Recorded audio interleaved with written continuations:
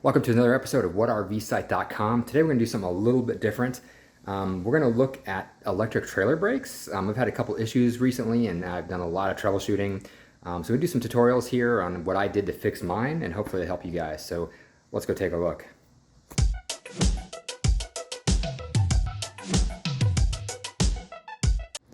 So some of the first things you want to check if you look at your trailer is you usually want to find the ground first. The first thing I had to do was make sure that the ground plug actually had a lot of good dielectric grease and made really good connectivity with the truck. And then the next thing you want to take a look at, so that'd be the first thing. So if you want to make sure, like I had a Toyota Tundra once and it had brass clipper fittings and you had to kind of pinch them together to make sure that the plug would fit correctly. That solved the trailer brakes on that camper. So on this one, it didn't do so. It didn't fix the problem. So what I had to do is if you go underneath here first, in your camper, you should have a junction box right there. And a lot of times the factory just puts like cheap wire nuts and barely connects them. So you want to trace your ground off of here first to make sure the ground is working. So my ground was over on the frame here.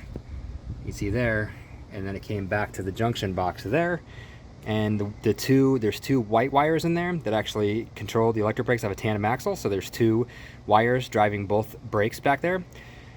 And that had a bad ground, okay? So basically you fix that, and then you see if you go a little further. Then, the next part is the actual mechanical piece, which is kind of confusing. So all four of my brakes were working except for this one in particular. And you can actually buy these back plates. It's probably the most recommended way to go. You can replace the pads or the magnet, and they both wear. So the magnet lasts, like they say, about 2 years or so, and these pads do wear. And mine are looking okay. These are brand new back plates.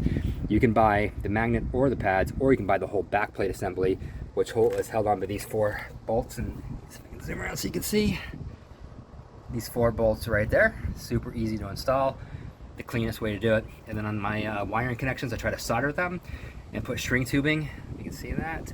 That just makes sure it stays connected and makes a better connection. Usually, once again, the factory will do a crimp connection and they become loose and you don't get good brakes. So there's 2 wires that run on this side. They connect on the other side, and they both work together. So there's a white wire from the front and it splits off to one, and the other white goes back there, and that's how the trailer brakes work. So the other thing to note out, it's kind of weird how this whole thing works, and this is the main way to make sure your brakes are super strong, and the thing that I overlooked originally, which I figured out, which I'll show you in 1 second, and that's the scoring in the actual drum. So how the mechanism works, it's pretty interesting. This magnet here, once it's energized, the magnet pulls forward, like towards me. See it moving a little bit? And what it does is it creates friction on the drum, and therefore pushes these things out, which makes the calipers, these pads, actually slide outwards. So this comes out with a magnetic field, and that's why these magnets wear out. They actually touch the rotor. As you can see, it's starting to wear a little bit. These are brand new back plates. It's actually worn out a little bit. This comes out, sticks to the metal drum, and pushes the shoes apart, which makes the thing stop. Originally, I thought it would either go right or left, like depending on if it moved like this way or that way. It actually comes outwards, touches the actual drum, and which spreads these pads. It's kind of hard to do with one hand, but it pushes them up outwards, which then these shoes actually touch the outer side of the drum.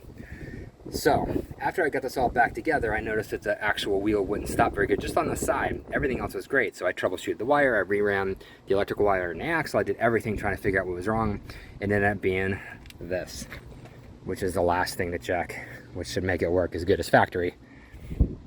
So going back to our drums, interestingly enough, if you actually look at my old drum, you'll see all the scoring, all this bumpiness.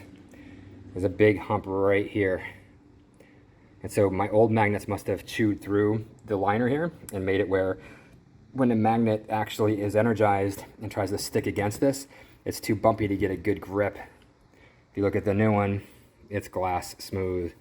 And it's a little bit rough, but it's not ridged, there's no bumps in it. So this one, the magnet will actually be able to stick to, get enough bite to then push the shoes against this edge and make it stop.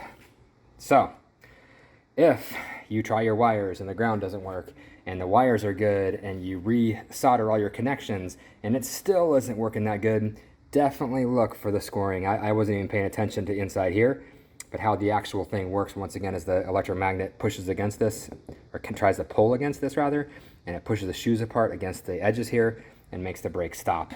And so if you're all scored up and bumpy like that, it is not going to stop. Here's the new one. See how smooth it is? Actually, it's kind of rough too. So when that magnet sticks onto this, it's going to give a lot of friction and push them shoes across. So this should stop really well, where this one does not. This is the worst one I have, so I may or not replace all of them. But anyways, hope that helps, and check out the other RV reviews. Thanks, guys.